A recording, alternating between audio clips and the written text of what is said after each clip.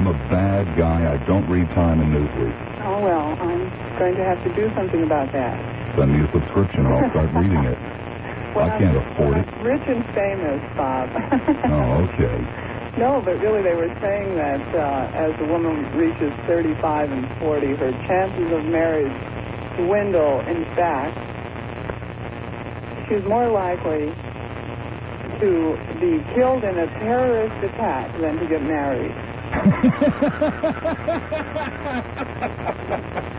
Oh, that's terrible. I thought that was excellent. My reaction was the same. It was supposed to be, oh my God, but I thought that was outrageous. I'm familiar with similar studies, even though I didn't see that piece. Oh yes, and then you know what that does? That spurs on a whole lot of calls about, oh, I can't meet anyone at the bars that I'm going to, and everyone is not my type. Meeting people at bars is a rough way to go. Don't you agree? I have no sympathy for people who complain about that. And have you looked around? They all look the same. They all look like they've just come from a funeral or something. How would you ever... But nonetheless, it's almost impossible, especially when you reach a certain age, to meet people. And, where else can you go and have a shot at maybe 30, 40, or 50 people in one evening than a bar? It's awfully tempting. We all know that it's a rough way to go and a bad way to go, and that your odds of any kind of success, and I'm not talking about one-night stand success, but success in a relationship, are virtually minuscule. But, what else are you supposed to do? It's tough. Well, I think it's all the attitude, too. I mean, if they're acting as if they're looking for the first male that's eligible that they're going to marry, guys are going to run for the hills. They would be stupid to do otherwise, I would assume. Oh, I don't know about that.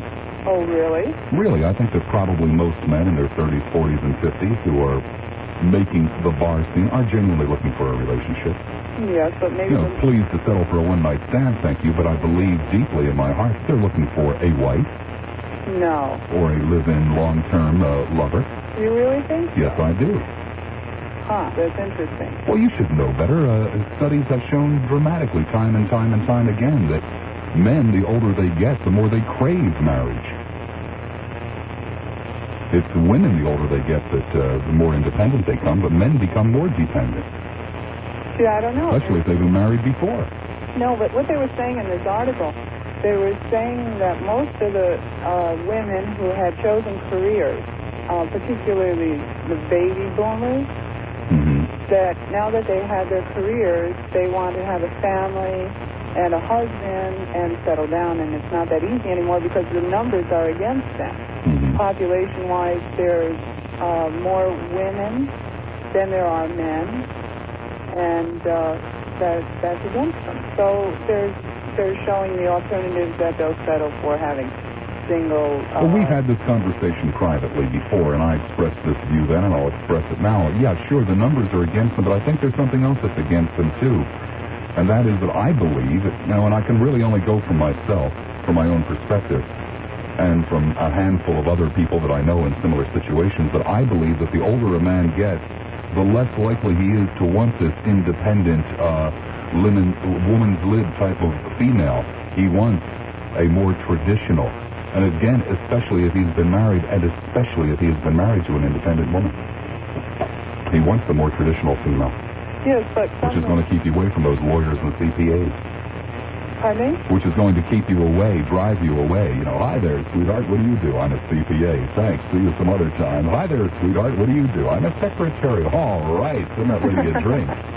Well, that's a rather bizarre attitude, but I think that what the point of this was that a lot of these women are now looking for that kind of life. Maybe they are more willing to go into this subservient role.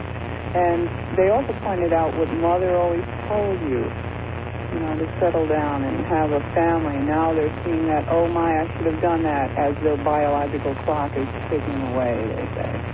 Well, I've told you quite candidly, again in private conversations, that I was married to a very independent, very liberated type woman.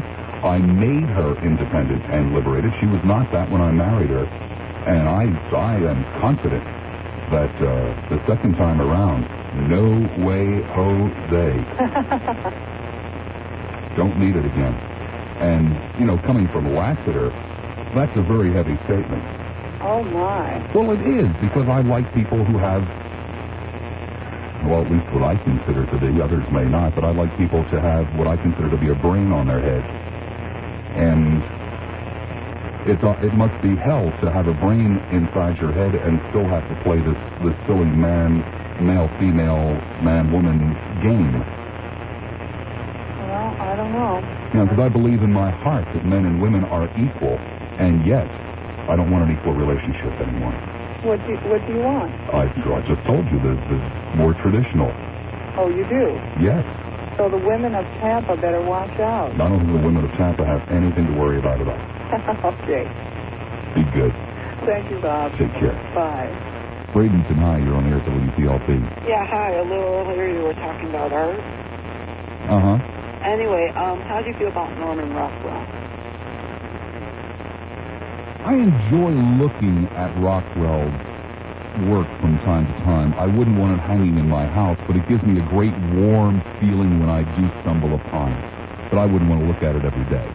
Oh, because I'm in 9th grade, and in school we're talking about art now, and that's about the first artist I ever really liked. Oh, his work is very sentimental, and it brings back, you know, great warm feelings, and of course, basically, even the period that Rockwell was painting, and what he was painting wasn't real. It was a contrivance, but it's what we would like to think life is about. It's what we would like to think the country is about, and what the good old days were about, and it makes me feel good, but I wouldn't want to look at it on my wall every day. Oh, well, I've got one hanging in my room, and I just think it's wonderful. Oh, but that's what art's all about. Yeah. You know, it's not supposed to turn everybody on. Art wouldn't be fun to look at if there weren't a zillion different styles and a zillion different topics. On my walls, I prefer abstract. I prefer color and form.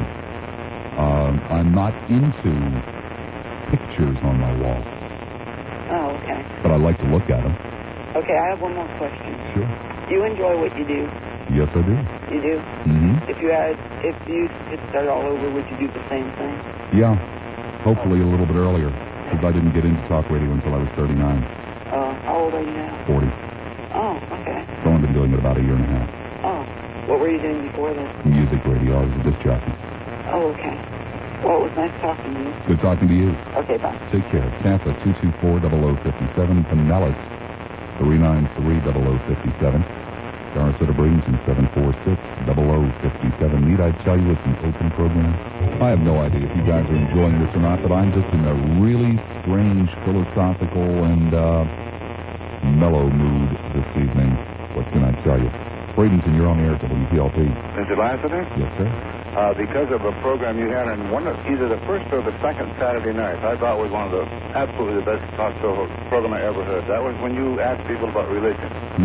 My favorite topic. Yeah, and as a result, because of some doubts I'd had before that, particularly the TV evangelism and my distaste and everything with reference to born-again fundamentalists, etc., I started going to a bookstore over in St. Petersburg. You've probably heard of it.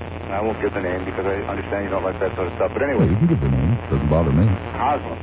Okay, fine. I got in there, and it's like a new world, you know. It reminded me of my college days and all that stuff. And I went in, and I got Gibbon, and I got H.G. Wells' Outline of History. Picked up Durant's Caesar in Christ.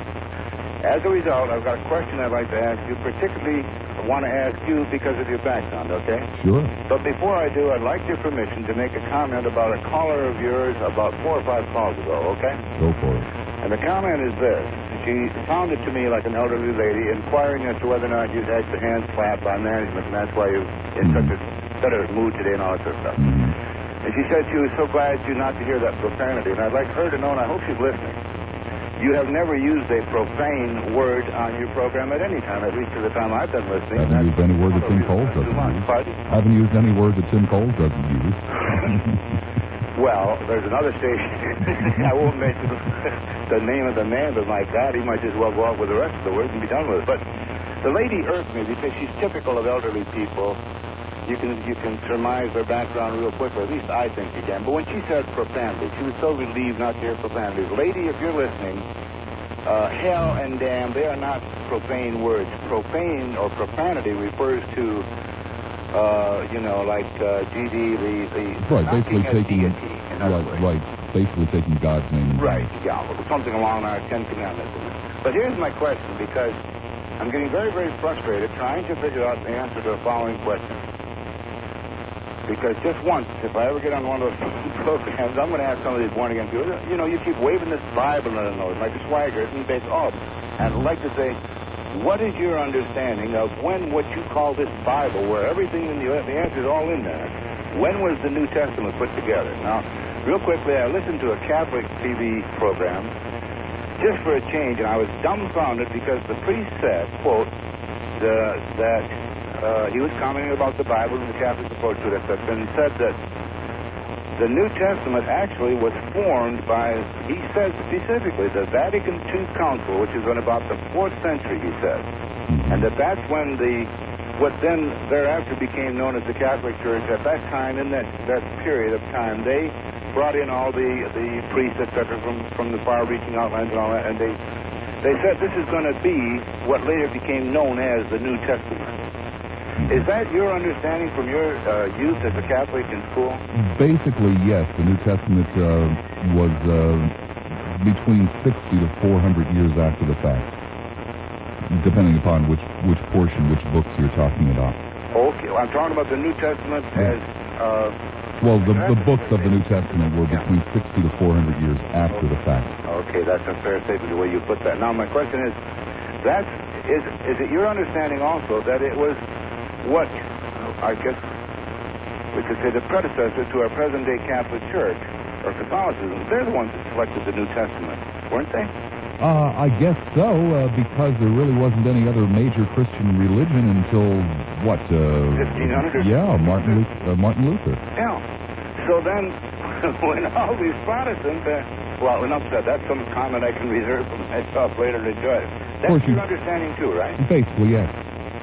That's just terrific. Well, then, just let me give you one parenthetical thought, and I'll hang up, because I know there are a lot of people listening to you tonight wanting to talk to you, but in that store, I got a book called The Lost Scriptures, you know? Mm-hmm. And you talk about some of the thoughts you've expressed on the air, and particularly that one Saturday night. I was just in heaven. I wanted to talk to you so bad, but those lines were swamped, because when you talked about your inquiries about, well, you believe everything in this, Mark and Matthew and the Acts and Revelations, I think it's just, personally, my opinion is that Revelation book is absolutely absurd. The idea that, okay. By the way, I'll be doing a show literally on the book of Revelations in about a week and a half or 2 weeks with Pastor Clarence Johnson. No fooling now, that's for sure. That's a week for sure. and a half, 2 weeks. Yes. No problem, I listen every day anyway. But I thought Revelations was bad, but I want you to know, Mr. Lassiter, if you get a chance, I've got the book here, but it's in another room, and I'm not going to run and get it out. But the name of the book is The Lost Scriptures. And here are some documents purportedly found in the era of around 400 years after Christ's birth, in that time period, roughly 400 years afterwards. And there's one by Barnabas, and there's one in which the Virgin Mary is, she, so-and-so. And if I thought that the Revelation was a bunch of absolute absurdity in terms of believing that as a basis for coping with the concept of a deity, I can see, I'll give the Catholics credit at that time, and if we had praise enough to get rid of the real rough stuff, because it's utterly absurd. Next time I call, and I won't bug you again, because as I say, I know you're busy, but I've just waited so long to just ask you that question about the New Testament, because I can say roughly then that, as you recall, you've got a better position to say that from than I. You can't really pin it down with Gibbon or H.G. Wells, but around 400 they formed the New Testament, what became known later as the New Testament, all right? That's a reasonably accurate statement, yeah. Okay, listen, thanks very much. I enjoy your program. You're fantastic. Have a good night. Thank you. Oh, lordy. Just about a minute away from the hour of 10 o'clock. Halfway mark for a Saturday night, May 31st, 1986. Philosophical and mellow Lassiter this evening. 2 more hours of mellowness on a Saturday night at the radio station coming your way. CBS News at the top of the hour. Don't go far.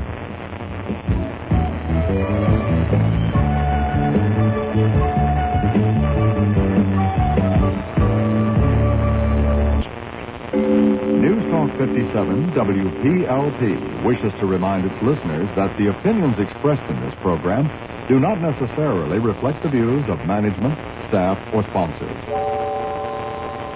Never did understand those. It's called a disclaimer. Whose opinions would you think they were? Well, apparently, yeah, what a dumb question. That is really a dumb... Oh, by the way, welcome back. 6.5 minutes after the hour, 10 o'clock, third hour of 4 on a Saturday night, May 31st, 1986, with me, Bob Lassiter. A couple of calls back prior to the news. This woman called up and said something about... must have told them to clean up your act and be more nice. I really don't know what kind of concept at least some people in the audience have of doing a talk show as though somebody tells you how to do it. There is no way in hell that anybody can tell you how to do 3 or 4 or 5, because I used to do 5-hour shows in Miami, how anybody can tell you to do it. When you walk into a room at the beginning of a program and you are faced with the potential of 3, 4, or 5 hours of dead air, and you are totally, completely on your own, it's a very interesting way to spend an evening, or an afternoon, or a morning, as the case may be, depending upon your shift. I personally find it most of the time very, very easy. Sometimes I find it impossible, and I'm always terrified. You do not, if you have an ounce of brains in your head, you do not come near me for the last hour, half hour, for sure, before my program. I'm just a nervous wreck. I frequently pace. And when the program is over, when I say the final bye-bye, see you tomorrow at 4 or whatever it turns out to be, there is such a feeling of relief that comes over me. But I threatened to tell you how I got into business. I don't think I've ever told that story. It happened a little over a year and a half ago. It came in the middle of my divorce. I had lost my job when my marriage broke up because I just went to pieces. And I couldn't even leave the house. And I'd lost my job and I was unemployed. And I was in the classic re-entry phase. I was going out 7 nights a week, having a grand old time. Bought all new clothes, changed my hairstyle, was just having a grand old time, coming home 4, 5, 6, 7, 8 o'clock in the morning. And I had gotten in very, very late. I was soundly asleep when 9:30 in the morning my phone rang. No one in his right mind would call me at 9:30 in the morning, even though I'm usually up. But still, nobody in his right mind would call me at 9:30 in the morning. So I answered the phone. There was a strange young woman named Marianne Deward. She was the executive producer and assistant to a man named Lee Fowler, who was the program director of WGBS in Miami, a talk station. The 4th talk station in Miami at the time. That is, bottom of the heap. Nobody listened to it. It was an awful station. Lee Fowler needed a weekend talk show host, and Lee Fowler couldn't have cared less what he put on the weekends, and he still can't. And he had gotten my name from a mutual friend. I had never spoken with him. I had never indicated in any shape, manner, or form that I wanted to do a talk show. But he had asked around the station, hey, anybody here know anybody wants to do a talk show? And this mutual friend said, yeah, this guy named Lassiter, and he gave him my phone number. And so Fowler had his secretary call me. And mind you, I'm still groggy from a night's worth of reveling. And I answer the phone, and this woman identifies herself, and she says, I'm calling for Lee Fowler. Would you like to do a talk show on WGBS? And I kind of looked at the phone. I did a double take, and I said, yeah, sure, why not? She said, could you start Saturday? And I think this was a Tuesday morning.